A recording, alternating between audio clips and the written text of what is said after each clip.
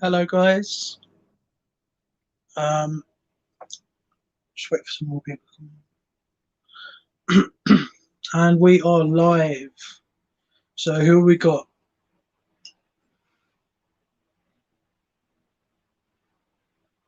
Hopefully Benel will be here shortly. I'm just going to send him the link.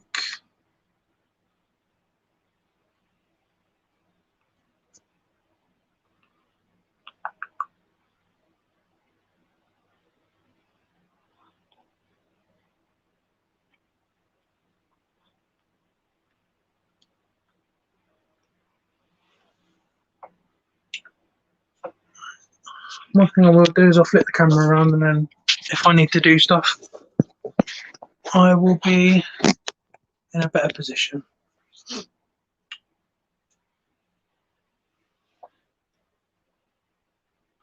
So if people are joining the chat, please give us a little nod to say that you're here.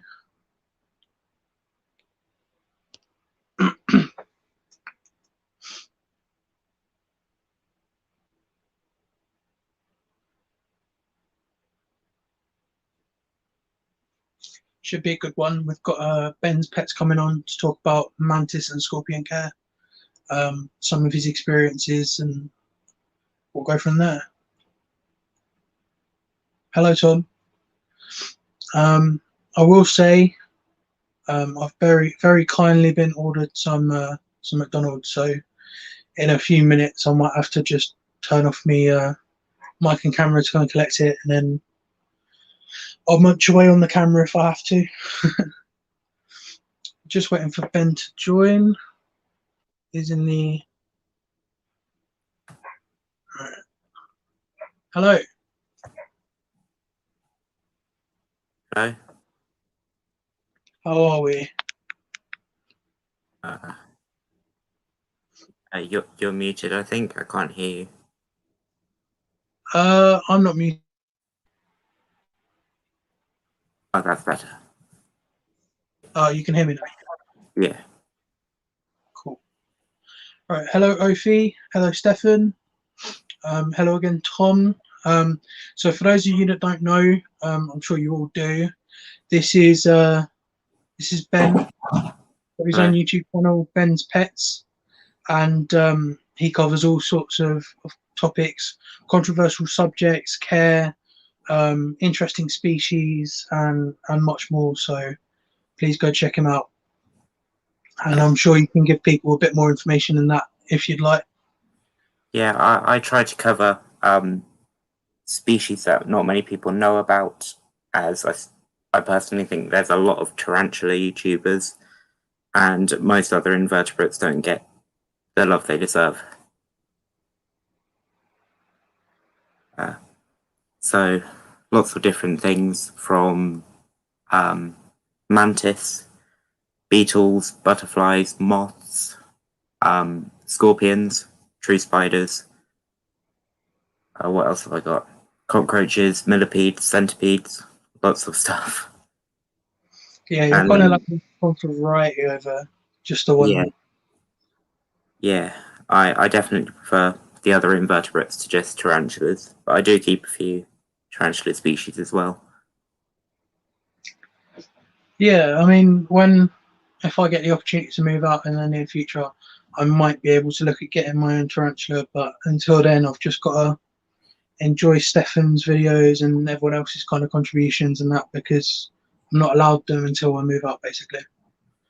Yeah, but the good thing is, my girlfriend, who might pop on, I'm not sure if I actually told her about this or not, but she has said that I can have them as long as they're orange, blue, or green, or just like purple, something like bright and colourful. So that gives me like some of the top species, really. Yeah, you can keep. Not really into like the black and white or like the big black hairy things. She's not really into and that kind of thing. Yeah. Yeah, you can keep GBB, which are probably what I'd recommend for beginners. They can be a little bit flicky, but yeah, they're pretty good spiders. Yeah. OBT, which aren't as bad if you set them up correctly as well. Yeah, I think an OBT would be definitely out of my comfort zone to start off with. Yeah, I'm about all right with my jumping spider, but to be fair, I don't get any kind of fear from my jumping spider, whereas a tarantula, I'm still unsure about that. But I'm keeping my first centipede because I said to you I've got that lithobius. I found it in one of my millipede tubs, so I thought I'd keep it and see how it goes. yeah, they're pretty cool little centipedes, the Lithobia species. Mm. Yeah, Hopefully, it's a juvenile Dehani or something that came in with one of the other inverts. yeah. Yeah, Tahani aren't that bad either if you just give them respect and don't mess with them. Yeah. So, where should we start? Do you want to talk about mantis first, or scorpions, or? Should we go with Mantis first? Yeah. Yeah. So, in your hand, I'm guessing is your Phylocrania paradoxa ghost mantis. Yeah, this is the female. You can tell she's a female because her crest here is pretty broad compared to the skinny one you get on males, and the shield is also more pronounced on females, as well as with most other mantis you can tell by abdomen segments as well, which Yeah. is yeah. Oh, I've accidentally muted you. Oh crap. Unmute. Exit style layout. Sorry about that. So I can't really remember just off the top of my head how many segments for a male and female, but these are sexually dimorphic, so you don't really need to tell by the Yeah. segments. Also, with the ghosts, if you regulate your humidity quite strictly, that's how you get your different hues, don't you? So if you Yeah, want from what I've seen. more black, etc. Yeah, I don't really care how they turn out. They're all really pretty little animals. This one has been relatively picky eater. She only really eats flying prey, but she'll take pre-killed stuff as well. Yeah. Yeah. Yeah, my one doesn't seem to be too picky at the moment. It took a buffalo worm early last week, and then it's had some flies. I've just got the flightless fruit flies at the moment, but where they're getting bigger, I will start looking for like the green bottles or the blue bottles. So if Yeah. anyone knows a place to get casters and that kind of thing, then that'd be great. I think most people for casters and stuff just go to fishing shops, buy them, hatch the maggots, and leave them in your fridge until you need them. They're pretty easy to do. So the maggots that you buy in fishing shops, then are they actually the green bottles? Yeah, yeah. Okay. And no So doubt you probably feed the maggots to other inverts as well as part of their mixed diet. yeah, my T. sturmy, which is the Goliath bird-eating spider, really likes them. Okay. And then the mantis will eat the maggots as well. Well, my flower mantis will. My assassin bugs like them. Everything likes them. Okay, brilliant. So that's a good option if people are looking to add some more variety. Get yourself some maggots and do that. That's really good advice. So other than your ghost mantis, what are you currently keeping mantis wise at the moment? And what would you say be the best sort of beginner out of what you've got? I've got a peacock mantis somewhere. He's free roam, so he turns up whenever he wants to.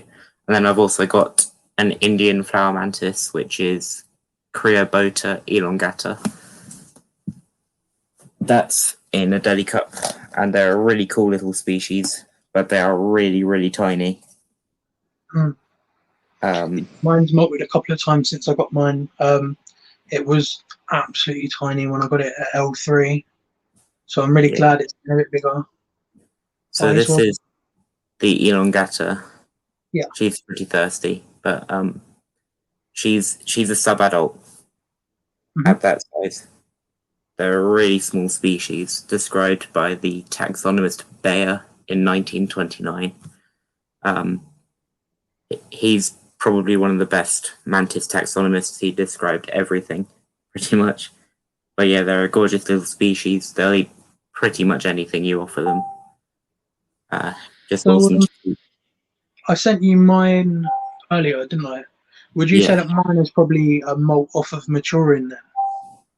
Um, Definitely getting the pattern coming through really strongly now, getting some of the adult colours sort of popping up. yeah, Moltal too.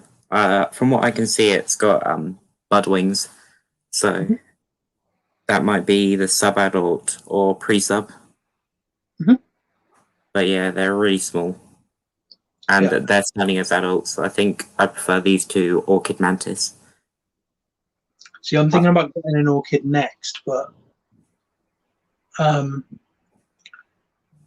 I think I like them as nymphs, and then as they mature, they kind of lose that attraction, really, don't they? yeah, Anyone looking for a pretty mantis, just look up flower mantis. And from my experience being a beginner, like I'm sure you'd agree, like as long as you've got a basic understanding of keeping things sort of in a humid environment and understanding how you regulate that kind of thing, whether that's through keeping reptiles or keeping inverts and that and other ways, or just doing a lot of research. I think it's really been a pleasant experience with that particular mantis. And yeah. when it matures, it will be an absolutely incredible result. If you're not really a fan of the adult forms of the Hymenopus coronatus, which is the orchid mantis, I'd look into something called Helvia cardinalis. They're a little bit more expensive, but they're the yellow orchid mantis. They require similar care. They're smaller than the orchids and they're just as pretty as well. Bright Okay. yellow, but they're great. I mean, the downside and the upside of mantises in the same way is that you have them for sort of 12 to 18 months typically, don't you? Yeah.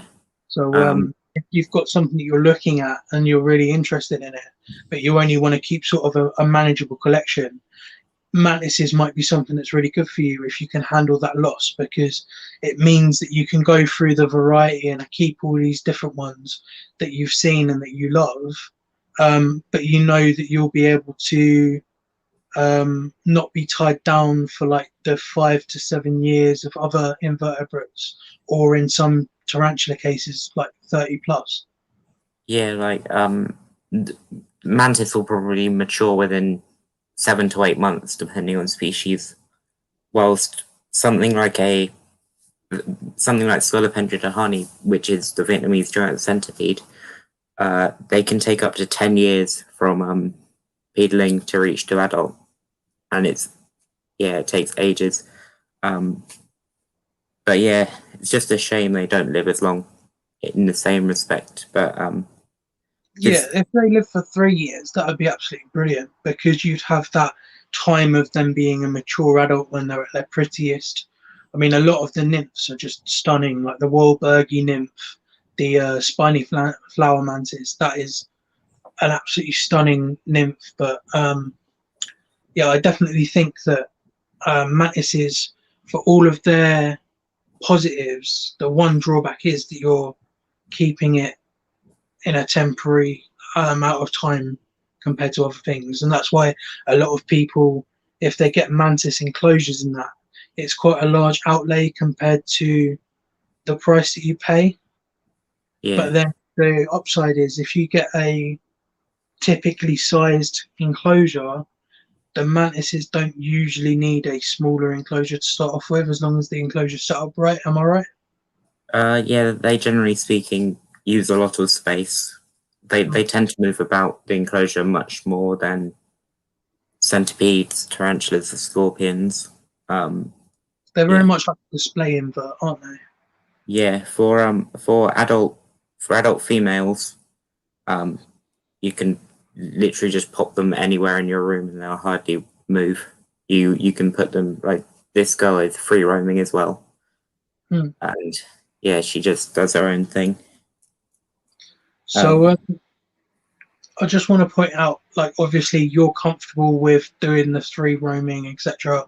Yeah, A lot of people would have like a controversial view on that and might think it's a little irresponsible because of the danger that the mantis is technically in, and you could argue that it's not a perfect environment, but each to their own, and it is yeah, something you've got the experience with, that you know that your room is in that parameter where they are okay, but there yeah. is that there. So we want to say, like, anyone that's keeping mantises or looking to keep mantises, um, just because Ben is experienced and decides that he would like to keep some free roam, doesn't mean that we would advise it to the general public.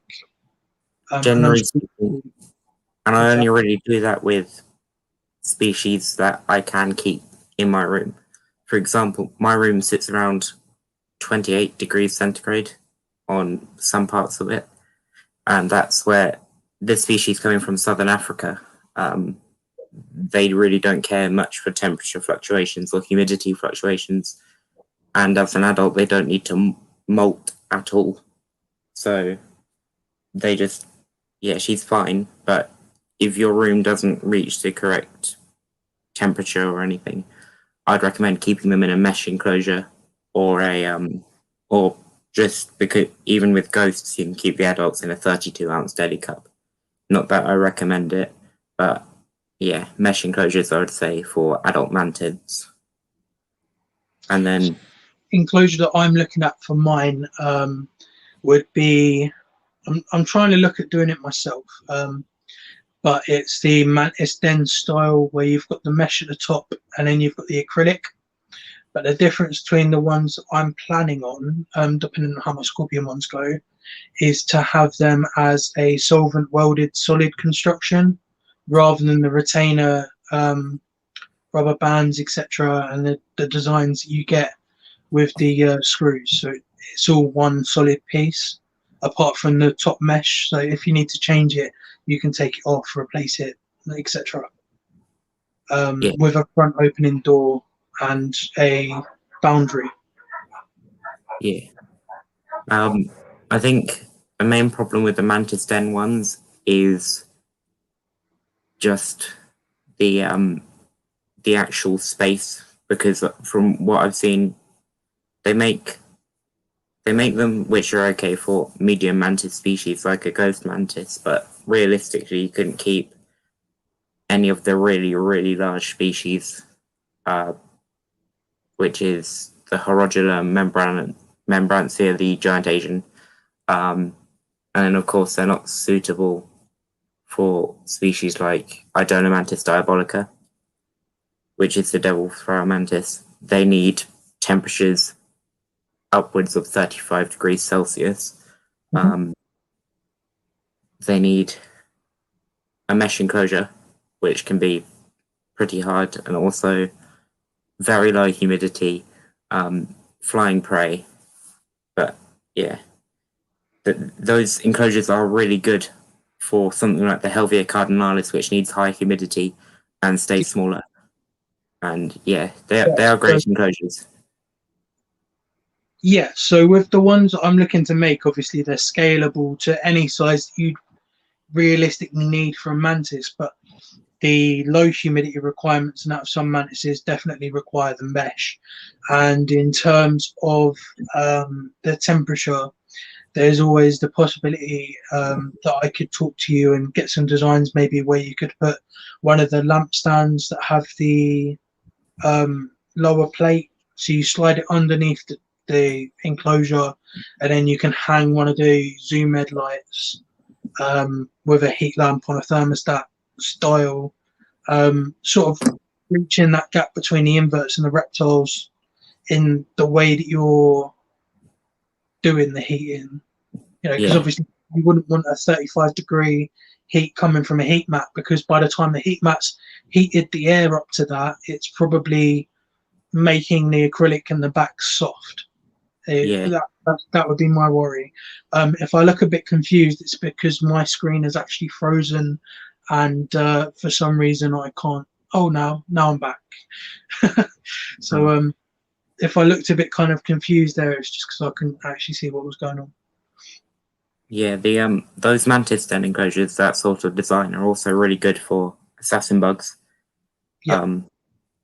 And they're pretty good for most sort of insects. Like you could probably use them for true spiders as well. Jumping spiders. What else could you use them for? Whip scorpions. A lot of things that really don't rely on bite pressure so much. Yeah. So with the, I'm gonna call it the range, but it's not really a range of enclosures. It's what I'm kind of thinking for my own animals at the moment. So I'm 3D modeling them, and then I'm also doing a prototype of the scorpion one, which is going to be 6x4x4, and that's for the Liacheles and Uh, also the Chirillus species, the dwarf forest scorpions, if that's what you class them as. yeah, So I'll see how the first one goes with the welding, etc., and then I'll maybe branch out into the other stuff. But my main focus at the moment is getting those into their 3 permanent enclosures that will look really smart. yeah, And if I can, I'll see if I can share a little video to give people an idea of what I mean. Should be able to. Go to videos.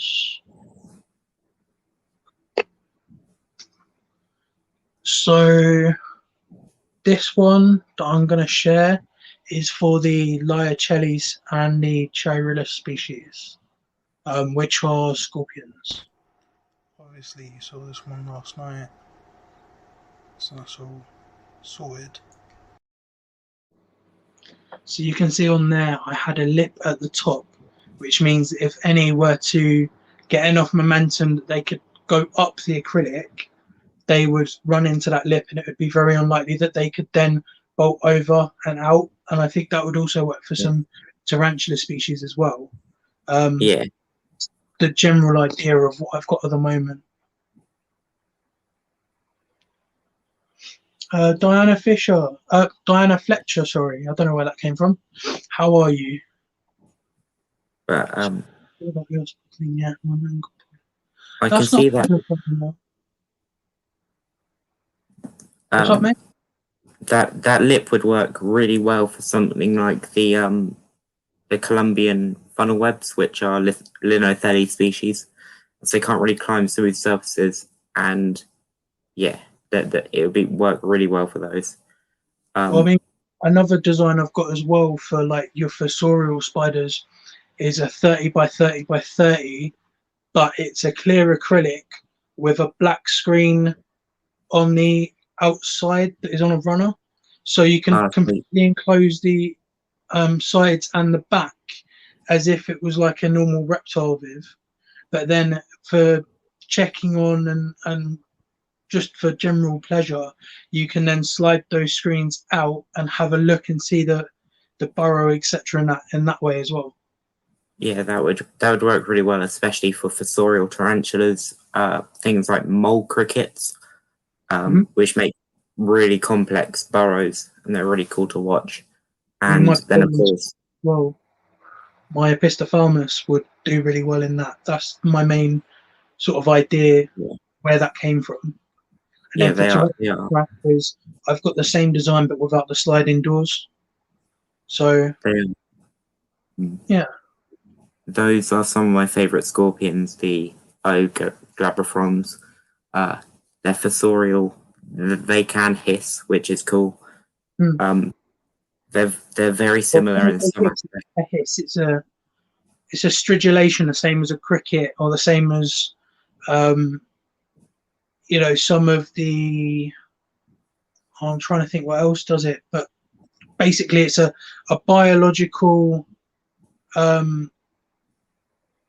friction. So if you was to rub 2 pieces of sandpaper together and you get that kind of hissy noise, it's basically that, but it's with the setae between the chelicerae. Yeah, They rub their mouth parts together and because of the hair structures in the middle, it makes that hissing noise. So that's very similar to stridulation in Pteranodontlus murinus, which is the orange baboon tarantula. Yeah, and but I think the OBT is a little bit quieter usually, isn't it? Because it's not as rigid. Yeah, OBTs are pretty quiet, but it's still audible. Like Heterometrus will do it as well, but really not that loud at all. I've just got the notification that my food is downstairs. So if you're comfortable, Ben, or if Stefan's about, if Stefan wants to jump on another chat, and I'll just pop down and get that. So it's not just sitting getting cold. I won't eat it on the stream. I might eat the chips, but that's only because they're going to get sort of soggy. But I'll be back in a second. Oh, 1 second. Technical difficulties. I will put a link in the chat, and if Stefan is about, he's more than welcome to join. I'll just give it a couple of minutes before I go downstairs, just so you're not left on your own. Yeah. So what I found when I had my opisthothalamus is their appetites are insane. Like the majority of my other scorpions I had at the time, I had quite a few, loads of Heterometrus, Liocelles, a Hadrogenes porcidans, which was a flat rock scorpion, desert hairy, Vagiovis and Paravagiovis species. They didn't eat as much, and it had an insane takedown, sting action all the time, using the claws. Yeah, they're great scorpions. Yeah. I mean, I'm really looking forward to a kind of plan on some new additions soon. So Stefan had a Viv off me, and we're considering maybe the last half of the money for the Viv put towards some scorpions on the spider shop. Whether that's done through me getting transferred and then go off, but they've got Vidrovis spinigerus, which I believe is now Hoffmannius spinigerus, isn't it? Yeah, Hoffmannius. Smear the June scorpion, however you say it, Smigerus. Yes, Maringerus Macenus, yeah. That one. And the Deborine. I had one of those once, the Vajovis Debore. They look really similar to they remind me of Hottentotter, which are a DWA species, and they've got attitudes like Hottentotter as well. Yeah, and they've got the thicker tail, the same as the Spinigerus as well, haven't they? They've got a bit funkier tail to them, so they're a little bit like a pseudo Androctonus that you don't have to have DWA for. Like they're fatter as a tail as you probably get without a license. Yeah, the Vajovidae are the most dangerous scorpions we can get in the UK. Which is unfortunate because I've heard a lot of boothid subspecies are actually quite, well, not necessarily harmless, but they're not medically significant to any kind of major extent. And it's only something like 60 species out of 1,400 that can do you a somewhat potentially lethal sting. And a lot of people have said there's a blanket ban on a demonized genus that is probably in a couple of years you'll probably find that some of them get moved around taxonomically and everything like that because there's such a range of like venom potency inside the species. Like Hottentotter, which are of course DWA, have very, very different venom, and it's very weak in comparison to Parabuthus transvelicus, which is probably one of the most toxic ones. you can get. They're known as the African spitting scorpion because they can almost shoot venom from their tail. Yeah, because a lot of scorpions sort of stick to cytotoxicity, don't they? Whereas these Parabuthus and not necessarily the Hottentotter, but the Boothid Camulus and stuff like that, Yeah, they will have a neurotoxin or something else, yeah, much like the snake, where it has a more complex venom makeup. yeah. Like I've got centipede species more toxic than some illegal spider and scorpion species. For example, I don't own this species, but Scolopendra subspinipes has killed more people than some buthids. Yeah, And yeah, and yet I can still go out and buy those from a couple of pet stores. I mean, Um, if you look in venomous visions, there's about half a dozen to a dozen species of subspinipes, and again, the same with Dahani, but Dahani is obviously slightly less toxic. Is it? Isn't it? There's so much lack of research, and I think that's the unfortunate thing as well. Is some species that are less documented fly under the radar of like the DWA, but documented species because they're part of a bigger genus just get blanketed in with it. yeah, like if you go out to a general member of the public, they're probably going to know what a scorpion is more than a giant centipede, and I think that's also part of it as well because Some assassin bugs in the wild have been likened to have venom toxicity equal to or slightly more toxic than a cobra. yeah, Yet and we then can keep 5, 6, probably more species in captivity. And I've got 4 at the moment. And a lot of people say that they need uh, like their venom toxicity and the actual feel from a bite is actually more than most old world like your Poecilotheria genus. yeah, like that's for Platymeris. From what I've read, things like the Cytallohorida, I've got some in there which you probably won't be able to see. They really like their cork tube. The Cytallohorida, which is the biggest species of assassin bug that we know of, they're Ideally. not as bad from what I've read, yet still don't really want to take a bite of them.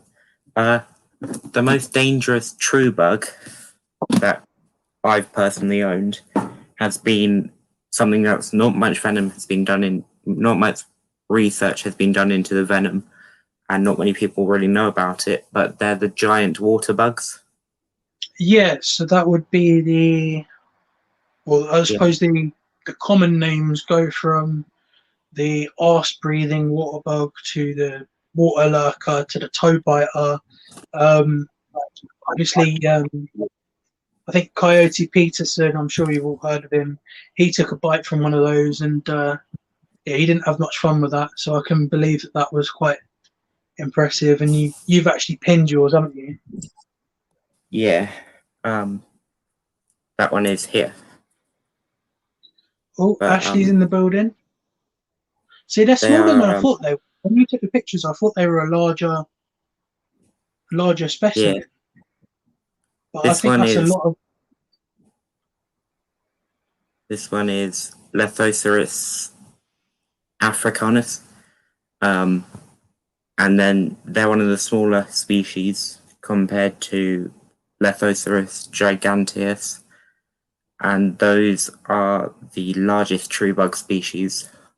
But they're really fun to keep.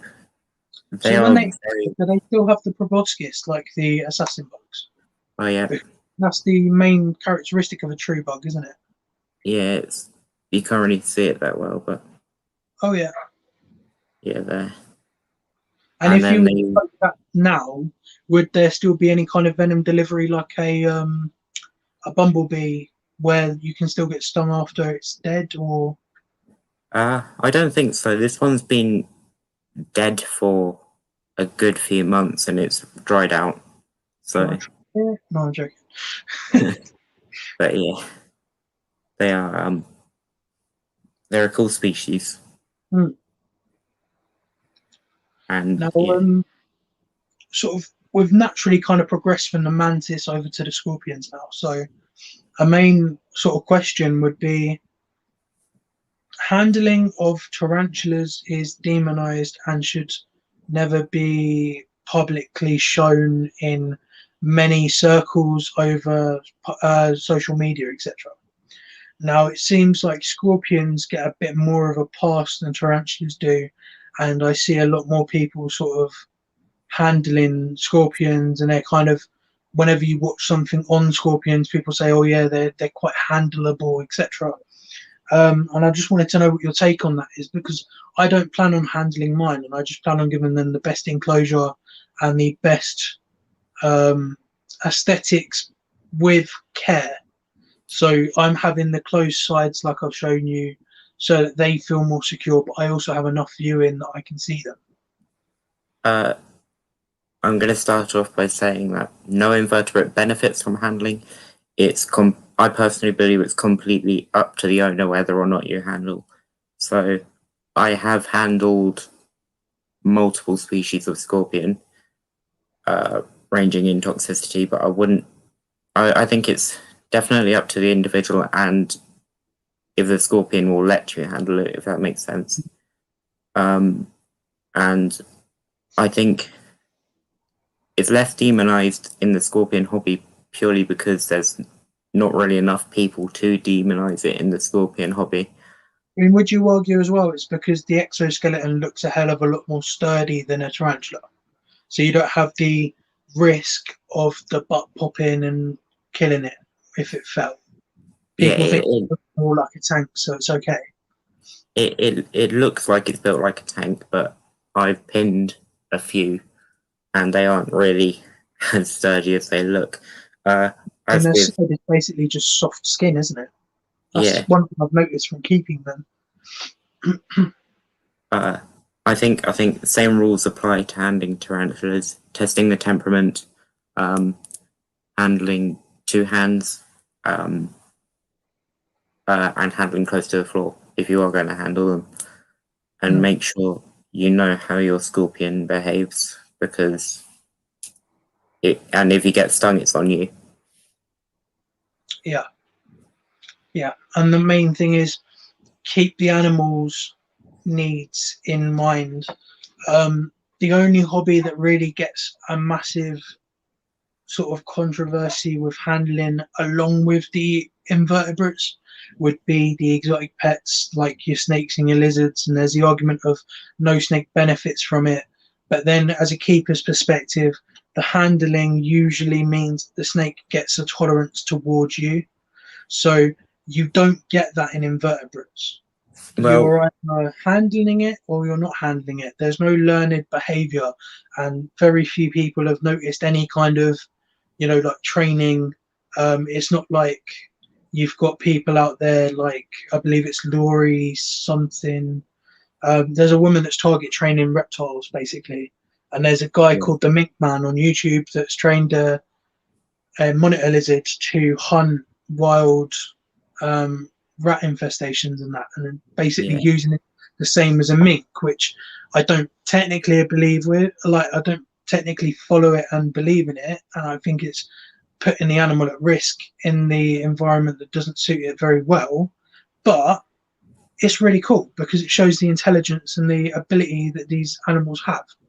But with inverts, you don't get that, and I think a lot of that's to do with the way that they sense their surroundings. So their eyes, they can't see very well. They have to rely yeah. on feel, so they can't learn to be comfortable because it's always that initial shock of what's going on. Yeah. They can't. They don't really have the neurological capabilities either to actually learn something. Mm. Uh, but a lot of people, especially with exotic centipedes, would argue that they can become more tolerant to human interaction. For example, I wouldn't do it, And they and give better at the eyes as moment, well. yeah, at the moment I only have Dahani. I wouldn't go anywhere near them because they're one of the most toxic species, and I don't get why they're so common to the public. But some of the more expensive ones, Scolopendra galapagoensis, which is Darwin's giant centipede, Scolopendra viridis, Scolopendra viridicornis, Scolopendra species whiteleg, and Scolopendra gigantea, which are the South American giants. Those are said to be some of the most placid and docile centipedes, and many people say you can socialize them. And from what I've observed with how people have progressed doing it, it actually works. Not that I suggest handling centipedes, because they may not be as potent as the Vietnamese giant or Scolopendra subspinipes or Scolopendras. There's always anaphylaxis you've got to take into account with any kind of venom. Yeah. That is why I try to keep handling venomous animals to a minimum. The only centipede that I've seen of yours that I'm somewhat impressed by, personally, well, there's two. There's your polymorpha that has these stripes, and I think that looks pretty awesome. And I believe you've got the Singulata as well, haven't you? Yeah, I had an Egyptian form Singulata, and then the Scolopendra polymorpha. The Scolopendra polymorpha is actually something I would class as a beginner centipede. Yeah. I mean, it's very toxic, and it's somewhat easy because of the humidity, etc. Yeah, as a species, they eat really well. They don't. Their bites. I have actually been bitten by that species. Their bites are likened to a bee sting. Obviously, a different venom. I mean, the video you getting munched on, that's quite amusing. That morning, woke up and you getting bit by a centipede, panicking because I thought it was the Dahani, but then realizing it wasn't. I mean, Benny, go to the hospital. You just got to sit there because, you know. Yeah, the thing is with enough about children being killed by them, and you know. Yeah, and the thing is with snake venom, you're there and dead, and it's a subject that people have researched into, and chances are you're either going to die really quickly or you're going to get your anti-venom and you'll be fine. A girl in the Philippines got bitten by Scolopendra subspinipes and died after 29 hours. Okay, so there's obviously a different compounds that interacts with the body, like a different protein, or because basically, for anyone that doesn't know, a venom is a protein. So it's different proteins and the way that they react with the body. So it's the coding that tells you to destroy muscle, to gain muscle, to all of that is basically done through these kind of protein compounds. And the venom comes in and it modifies it by attaching to these same things. So neurotoxins will obviously attach to the synapses that go to the brain, and it interferes with the neurological pathways. Cytotoxins and necrotoxins will obviously affect like blood and muscle. Hemotoxins more so for the blood, and it's just really cool. So if you guys keep getting bit, you can't get ripped. Possibly, but then if we find a species that has a venom that likens a steroid, we could just get bit by a centipede and turn into Popeye. Yeah. I mean, the new Brazilian trend, they'll go away from synthol and they'll just start injecting Scolopendra. Yeah. Because my food's getting cold, but I think if we get to an hour, and then if you're comfortable, Ben, I'd love to have you on at another time, or me, Bailey, and Scott Tasker are arranging our own sort of thing that we're planning. So hopefully we'll get that sorted and we'll be up and running, and you'll be able to come on that. So you'll have more people to interact with. I'm still quite nervous and quite out of my depth on my own sort of hosting. So at least you'll have Scott Tasker to do the old Toshi Twizzler, but I've got to take up from him because he ain't got it at the moment. Yeah. Also, from what I've seen with centipedes, is a lot of people, when they first get bitten, they don't realize the centipede is just testing. Like, it's just going to give you a dry bite. they just give you a dry bite. They're just testing. They aren't, from what I've observed with my two Dahani, they aren't aggressive. They're just curious, and most people try to pull their hand back because they realize they've just been bitten by a venomous centipede, and that's when the centipede actually latches on and injects the venom. Like, for example, with my polymorpha, when I was feeding it, I reached in to grab something out using my hands, which isn't a smart thing to do. Generally use tongs. It turned round because I knocked its terminal leg, where a lot of its sensors are, and it turned round. It gave me a slight little tap, just a dry bite. I pulled my hand back, and that's when it latched on and gave me an envenomation. So when it tests, are you saying it's checking, like, are you the alive thing that just touched me, or are you just a leaf? And like that's the way it can kind of tell, because it goes tap and then it looks for the movement, etc. And that too. Yeah, Thank you pretty very much. much. They're very different in the sense that they can't really do vibrations as well as other animals. They've just got sensors along their body. Think of it as like a giant snake pit. Okay. And so they're really sensitive. It's really cool because they've got light sensors up and down their body as well. Like, if you shine a light on just its terminal leg, it will pull those into its burrow to try and keep out the sun and stuff like that. If anyone's really interested in this, if you pop onto my Pioneering Arachnid and Exotic Invert Keepers group, I will rendezvous with Ben after this, and we'll try and get some research that you can do. So we'll put a few links up in the group. And if anyone's got any questions about any of the species that we've suggested and that, I'm sure either Ben or myself would be more than happy to kind of give you some more information and some care if you're looking into going into any of these species.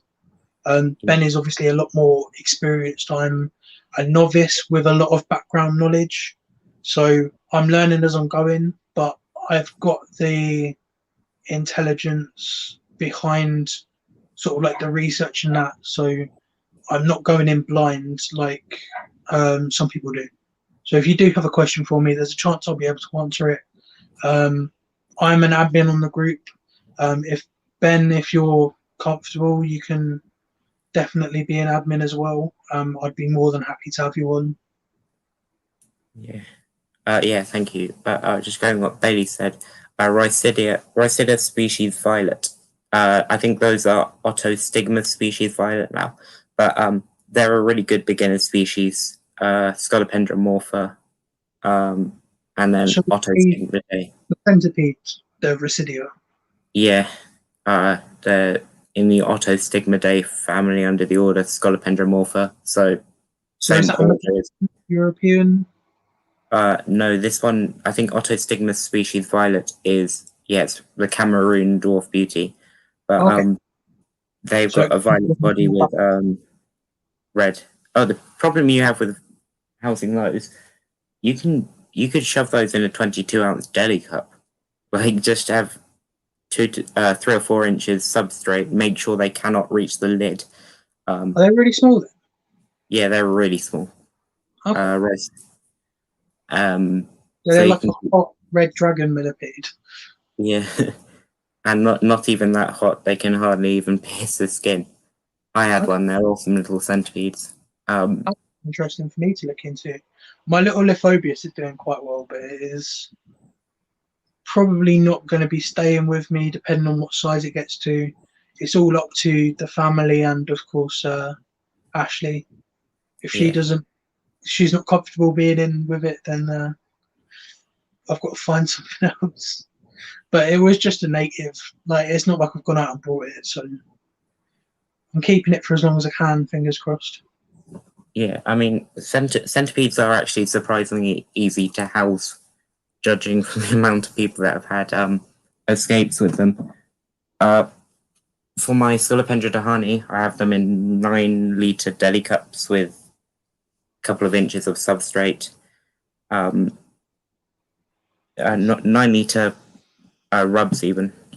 And then what I've found best with them is putting a small water dish, otherwise they'll drown themselves, in the middle of the enclosure, not on the corner like you would with a tarantula. Because, pardon? Do they have book lungs like the scorpions?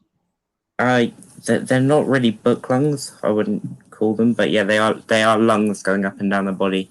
But from what I've seen, if you give them even a water dish like this, they'll just completely submerge themselves. So I just give them a bottle cap, and then put that in the middle of the enclosure so they don't walk around trampling dirt through it. As I said, use tongs when operating inside the enclosure. Put the enclosure in a bigger box just in case it does escape, and always have catch cups, because whilst it's not as bad with Otostigma species, as it will just curl up and die somewhere if it escapes. It's probably quite useful to keep live food tubs for that kind of thing, because a traditional catch cup for a centipede would be quite an odd, what do you call it, form factor. Yeah, I use these, which my assassin bug colony is in, as catch cups for centipedes. For some reason you're frozen. I'll put you on solo layout so people can see, and I'll see if that also fixes my stream. You're still frozen for me, but hopefully people can see that better. I use these 1.5 litre Brow Plus tubs, and it just means if I use the lid, and also they can't bite through it. Yeah, they're just a lot better and easier to use, so it stops. Especially with smaller catch cups when using centipedes, they'll just turn around and bite you if they can. As well as the catch cup being longer than you would use for a tarantula, needs to be taller, so you're farther away from the centipede, as they can. Whilst the king cobra is more toxic than a centipede, there's more safer places to touch on a king cobra, because centipedes don't have to worry about a backbone. Yeah, in theory, anywhere on a centipede is accessible, and that's why when you do your sexing, etc., you use a is it CO2? Yeah, you can use CO2. There's other methods which I don't really agree with, though. Multiple people just you CO2 and then you strap down with a very very light Velcro with the fluffy side usually at the top, isn't it? So that when it comes over, it's a soft material. And I think a lot of venom labs do that as well, don't they? Yeah, or you can use really thick welding gloves to grab the centipede's head. See, with the glove, you can't get a measure of how much you're pressing. Same as when you're handling snakes. Do not handle snakes with gloves. Just take the bite if you can, because the damage you get from a snake bite is so superficial. You know, people say about, oh, a Burmese python can lacerate you and you can go to hospital and get stitches. I've never seen that happen. The only time that happens is when people overreact in the moment. But with a snake, if you wear gloves, you're more likely to do it damage, because you will squeeze too hard, not realizing it will bite the glove and then not be able to get his teeth back out, depending on the species. Some teeth are more hooked than others, so it will literally just rip all its teeth out into the glove, and a myriad of other things as well. So the best way to train a snake, if you're insistent on handling it, which it doesn't need, and my hognose hates me, so I don't handle it. I give it a really good enriched environment, and that's happy. But the best way to do it is to just handle it with your hands. Get a snake that's small enough, or that will be small enough if it doesn't tame down, and go like that, and make the decision as you go, because the risks of gloved handling just outweigh any kind of positive of not really feeling it, because snakes won't really feel a bite. Yeah, the thing is though with centipedes, they'll be knocked out, which is the main idea, and it's just holding the Oh yeah, centipede well, still. centipedes. Yeah, Yeah, going back to the centipedes, if they're knocked out and you're wearing the welding gloves, then as long as you're confident you're just applying a very small pressure, what you could do is you could put your finger on the table. Uh, so if this is the centipede's head, and you kind of want to gauge how it feels with the amount of pressure you're putting down, no doubt you could try it on your finger. Then on this hand that's wearing the glove, you'd know what it feels like when you're at that yeah. pressure. Generally, when I was sexing and when I had to remove mites from my orange leg, uh, he's a male. He's actually really well behaved, but still not a risk you want to take. I just laid some tongs on top of it, and yeah, sexing can be.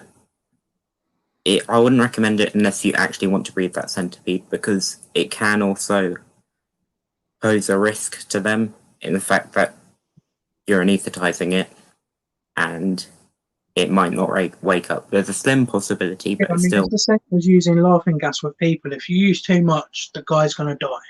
If you use too yeah, much CO2, the animal's going to die. But yeah, also, if you use too little, you're going to get bit. yeah. I think Found out. some people actually do use just pin the centipede's head and do it whilst it's awake, which I Yeah. can see the logic in that, but it's also dangerous for both you and the animal. Mm. And it's also very stressful, isn't it? Like, if someone got you by the head and then started looking at your bits, you wouldn't really be very happy about it. Yeah, Even if there it's is a lot of parallels in the fact that you have to uh, pop centipedes the same as you would a snake. And mm. I was honestly thinking it might be worth trying to get, those tubes that venomous snake keepers use. Yeah, we need that. Yeah, Get the centipede in the tube, and as long as you keep a light pressure at the back, it can't then come back on itself. That's an yeah, absolutely brilliant idea, and it's something that if you really want to be like a pioneer in that, I think you should try it. I'll try and find someone that does tubes, and you can work out what diameter, etc. And we'll definitely give that a go. Like, I'll send you a link to a place you can buy it if I can find it, and because that is absolutely just a phenomenal idea. And yeah, like you say about the enclosures and the escapes, etc. Here is a 30 by 30 by 30. I can show you the sliding panel one, and I'll also show you the non-sliding panel one. Just imagine that the side panels are just black. But I think that this would also be a good option for a centipede keeper, as it would typically, if I made the lip big enough, cause the centipede to go up and rear back until it basically just came back down. yeah. The thing also with centipedes is you have a 30 by 30 sliding panel Sorry about that, Ben. I with cut you the off there. improved lid design, of course. All of these have got like the improved design now. yeah. With so centipedes, they can lift 2/3 of their bodies off the ground, but that's about it. They can't climb glass, they can't climb smooth surfaces. But the thing is, with if people keep them in exoterras and stuff, they'll use their legs and stab them into the silicone on the side of the enclosures and climb up like that, then bite out the mesh. Tony Webb does some really good enclosures, especially made for centipedes. You'll see him at the shows doing them. And the one thing I would say as well is just because an animal can escape with 2/3 of its body up against the side doesn't give you an excuse to use less substrate. If Yeah, you've got a cub that is 6 inches tall for a 6-inch centipede, then you'd probably still want like you'd need to go higher, because you need mhm, to give the centipede a minimum of sort of like at least sort of 3 to 4 inches as a sub adult, probably 6 to even 8 inches, I'd say. I don't have any experience, so I'm really looking for your input on that, Ben. But I yeah, definitely like don't cut the animal's requirements because you don't want to give the correct housing. And I know that yeah. sounds really rude, but that's just Yeah. the only way I can really explain it. Mine are on 5 inches for my juvenile male orange leg, and then 5 inches for my yellow leg as well. And then I've got an ethnic. Pardon? Is that about average?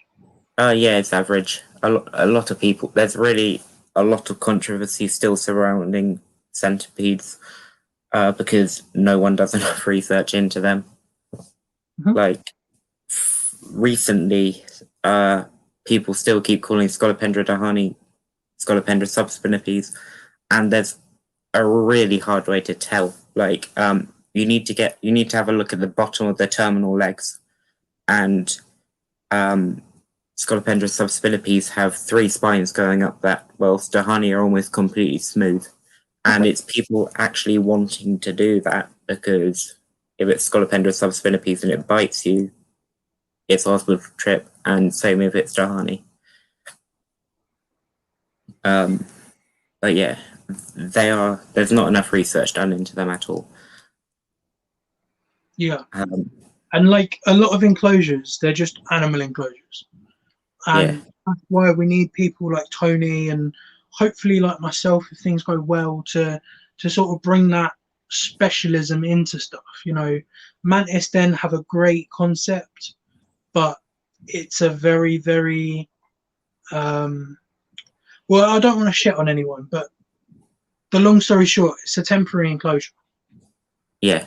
That is the impression I get from Mantis then, is it's not a solid construction. So if it fell off a shelf, well, the only thing keeping it together is rubber bands. They're not watertight. They're not, you know, and the thing that I'm trying to do is do the same idea, not copying any design, but the same idea and having a watertight, welded, basically like an aquarium setup enclosure. Like if you was to have an acrylic aquarium, it'd be the same idea, but literally just tailoring it for these different species, and any species that have a special requirement, I can then go in, take one of my examples and add that requirement in.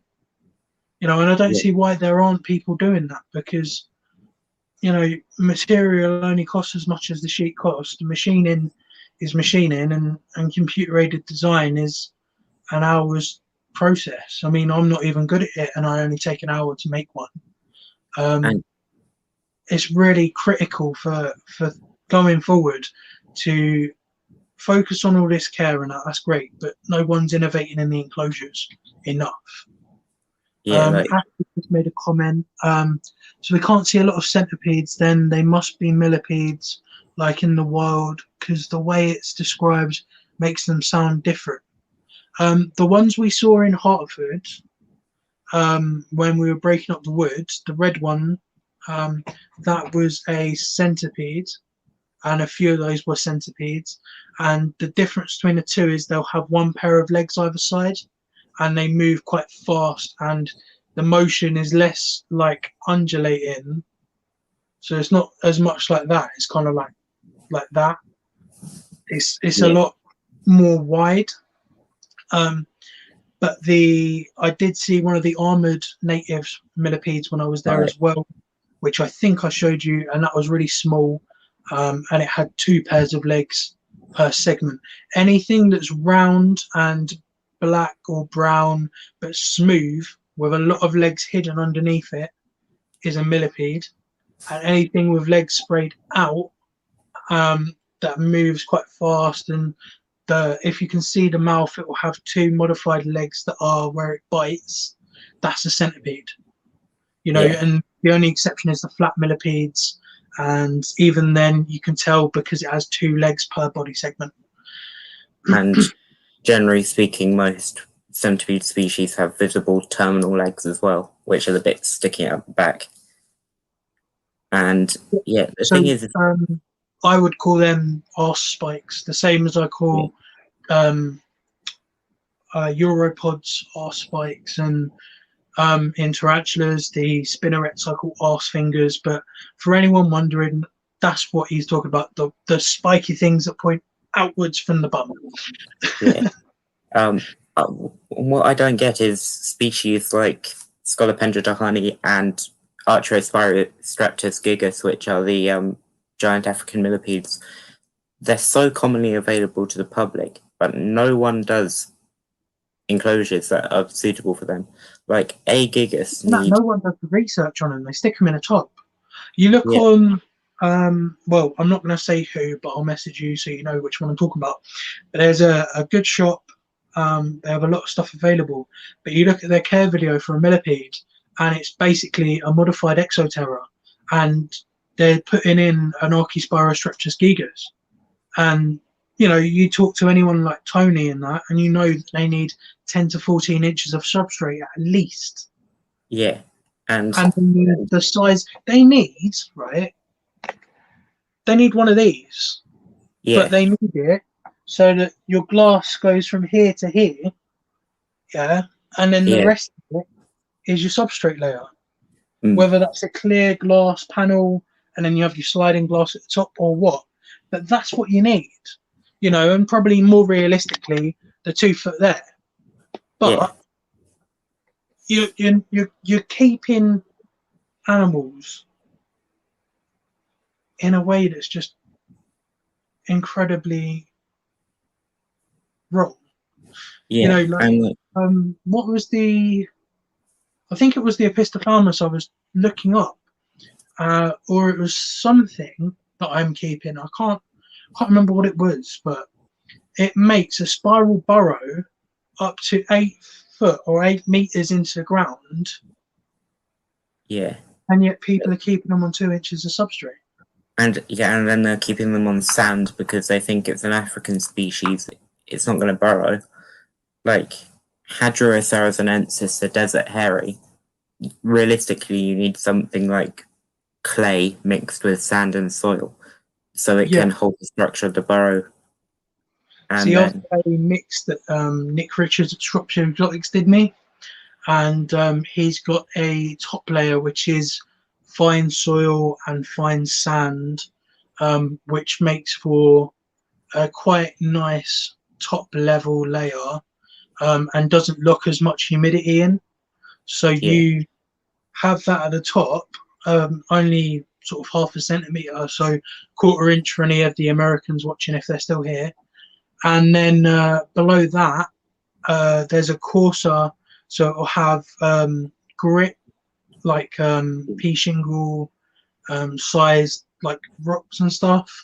It will have soil, a bit of sand to give it structure, and it's a better representation of like the environment they're in, because nothing that you keep is on just sand. And that's the biggest misconception going, because nothing you're keeping lives on a beach, and a beach is the only place that you will just find sand. Desert, like the Gobi Desert, Saharan Desert, yeah, it's going to be a lot of sand, but it's red sand. It's got clay in it. Yeah, it's got clay in it. There's no debate on it. Like, it's not quartz. It's a mix. Yeah. Also, another example I was going to use is the Chromatopomicine pubescens. Most people keep them on cocoa fiber. Yeah, the GVB. Most people keep them on cocoa fiber or soil to hold their burrow. But if you look at them, they hardly even burrow. You could actually keep that species on sand. Not that I'd suggest it, but they live on really, really thin, loose substrate. So one for them might even be a flake soil, a really high quality soil, but you know they're kept on these so that they can hold a burrow. But cocoa fiber is shit. Yeah, holding a burrow on cocoa fiber is like walking on water like Jesus.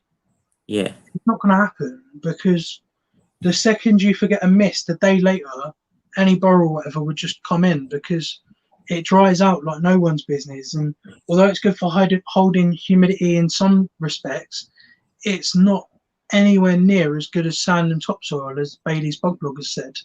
Yeah, and then there's also some of the Aphonopelma species live on basically just almost complete clay, and it's really odd from where they are from. Well, that's the thing. Like, a lot of people, if you look at where the animal's from, look at the substrates that are naturally there. So, like for the animals keeping mainly on clay, grab yourself a bag of Beardy Life and use that. It'll be perfect. Yeah. Made for a low humidity species that burrows and that has a lot of clay and natural sand, etc. So it's really good. A lot of people as well, I find, me included, they hear New World, they think rainforest. Yeah, and a lot of So a people lot of think, people will keep incorrect humidity and an incorrect setup because they think this thing lives in the jungle. But just because it's from Venezuela doesn't mean it's from the jungle in Venezuela. It could be from yeah, grasslands. It could be from um, like plains and really arid environments. Because yeah, like the South GBB. America is not a rainforest. It's a, well, it's not a continent, but it's, you know, an entire landmass. There's rivers, lakes, you Yeah, know. like Stromatopoma The calcea. Middle East is just a desert. It's really not. Look at pictures of Afghanistan. It looks like the Swiss Alps in some places. Like Stromatopoma calceatum. People hear it's from Africa, so it must be kept dry.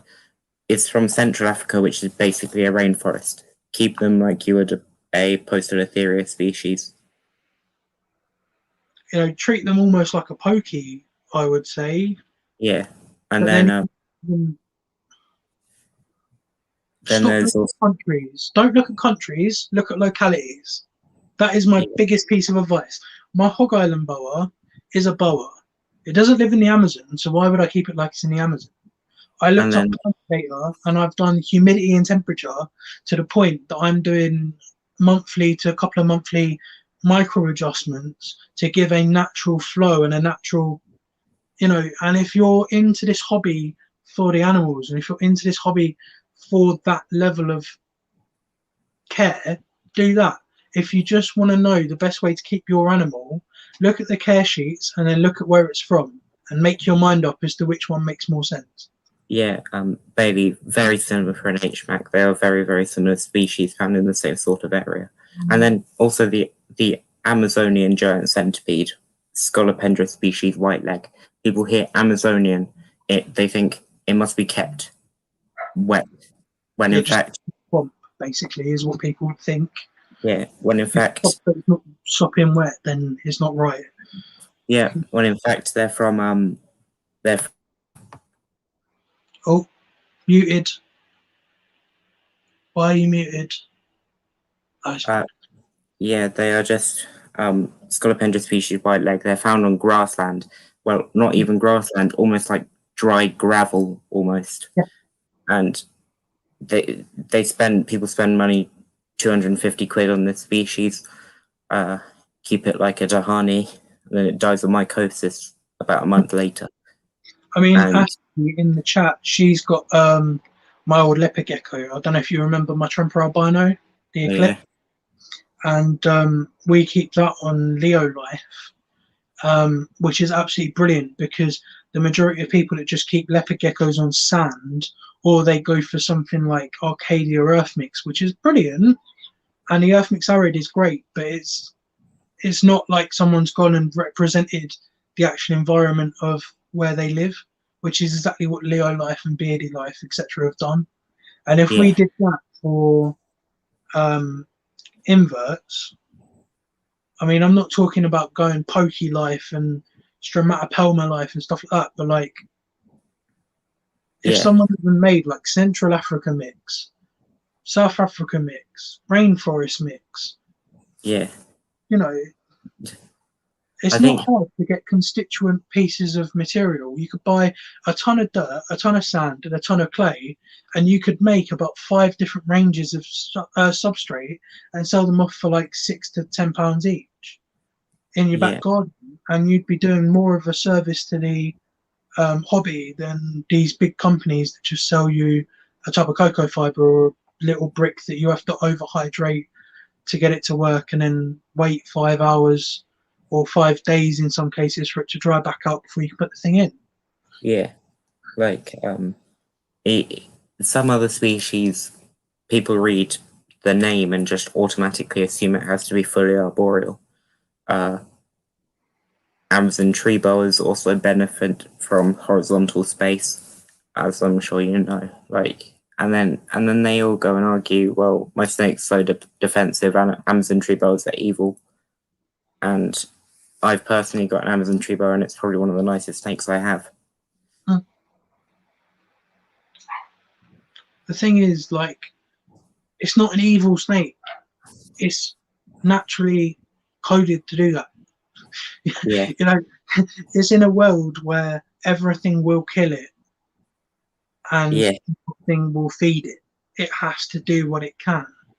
You know, you're keeping a wild animal. Like, the difference is your guinea pigs, your rabbits, and all of this lot, they're so bred into captivity that none of them that you find in a pet shop, you can go to somewhere in the world and look at them in the wild.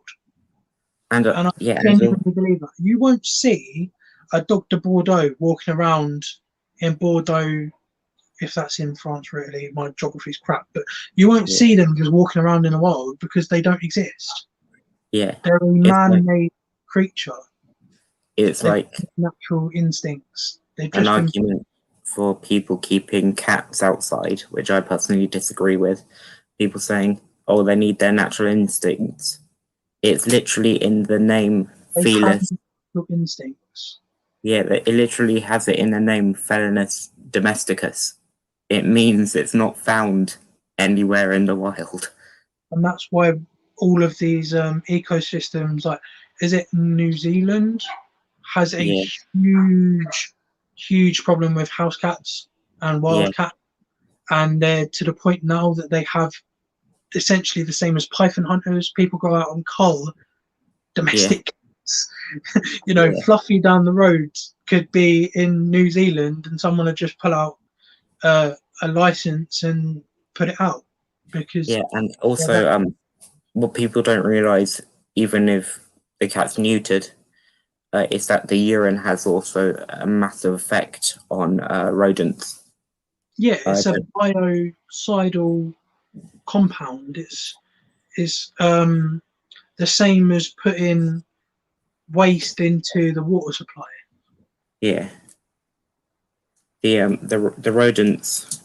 Yeah, the thing is though with the rodents in particular is they begin to think they can take on the world. They'll actively go up to predators and stuff and think, I'm going to beat you up, when in fact it's just giving them free meal. It kind of gives them a bit of a roid rage when they consume it. Yeah. For the normal people, just as a really weird analogy, but that's what I'm best at. Yeah, it is very similar to road rage. Think of your 5'5" friend has just been clipped by a car. They get out to the 6'5" driver and they think, I'm gonna have a fight with you. You've ruined my car. And yeah, it's exactly like road rage. I'll tell you what, mate, we're at 118.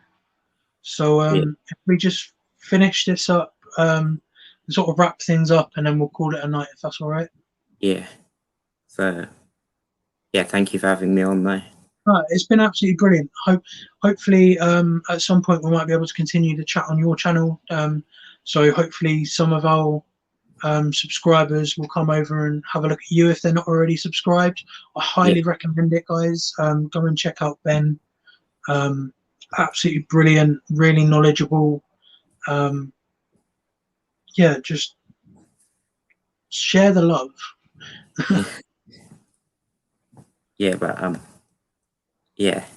And if you are considering getting any of the species we have described in this video, make sure you research, because just research intensely into them, because some of these, all of them pretty much are venomous, and most of them have pretty specific care. So just be careful.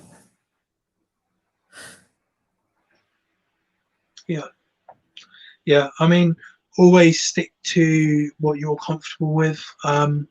If you're looking at a centipede, maybe look at a scorpion. And I know that sounds weird, and you're probably thinking, what are you going on about? But what I mean by that is they can't, for most part, climb smooth surfaces. But if you can deal with a scorpion and it bolting, etc., a centipede acts very similar to a long scorpion from what I have seen myself.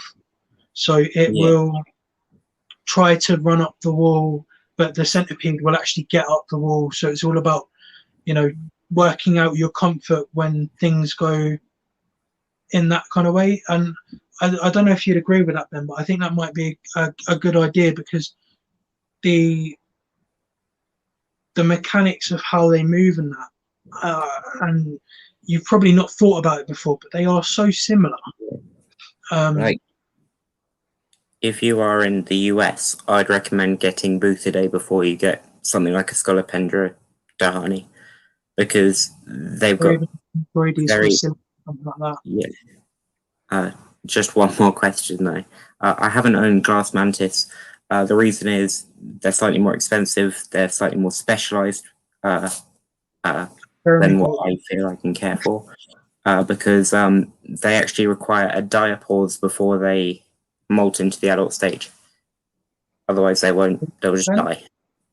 The diapause needed by Glass Mantis. So is that, sorry, do you mean like a fasting period? I mean, I think it's more of like a brumation almost. Okay. But yeah, they're a cool species.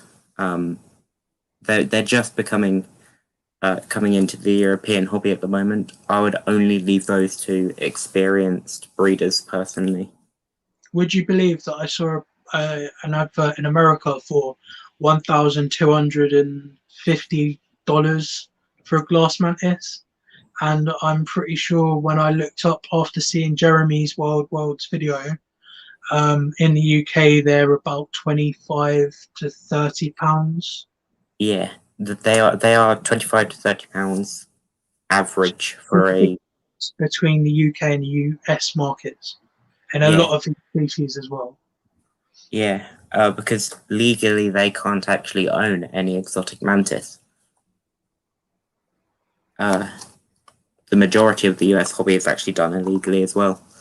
Okay. But for some reason, FWC doesn't seem to care, unless it's a Burmese python or something. Yeah, it's more like the Typochilea Celadonia. I'm really bad at pronouncing that one at the moment. Oh yeah.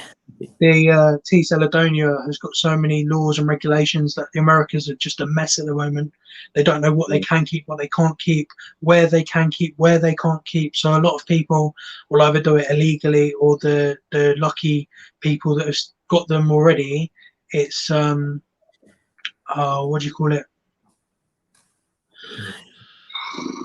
It's illegal, but it's not enforced. Yeah. So you're breeding your stock that you already have. So you're not allowed to have it, but you're selling it because you had it before anything could actually be done about it. So you kind of get around it that way as well. That's but what yeah, there was an issue a few weeks ago regarding Poecilotheria species. Somebody was selling them as hobby form, which there wasn't hobby form of that species. Yeah, hybridization or something. Yeah, it was really odd. But yeah, I think, I actually have to go now. Yeah, no worries. Yeah. Right, thank you very much, guys. This has been Scott's Animal Adventures with Ben's Pets on mantid care, scorpion care, and also a handful of other really interesting inverts. I'm sure we'll be able to do something similar again, so we hope to see you again soon, guys. I'll just give Ben a minute to obviously have his final words, and then we'll call it a night. So very much, everyone. It's been a good one, and take care. Yeah, thank you for having me on, and thank you for all the questions. It's been really good. Thank you. All right. Thank you very much, and we'll see you in the next one. Bye.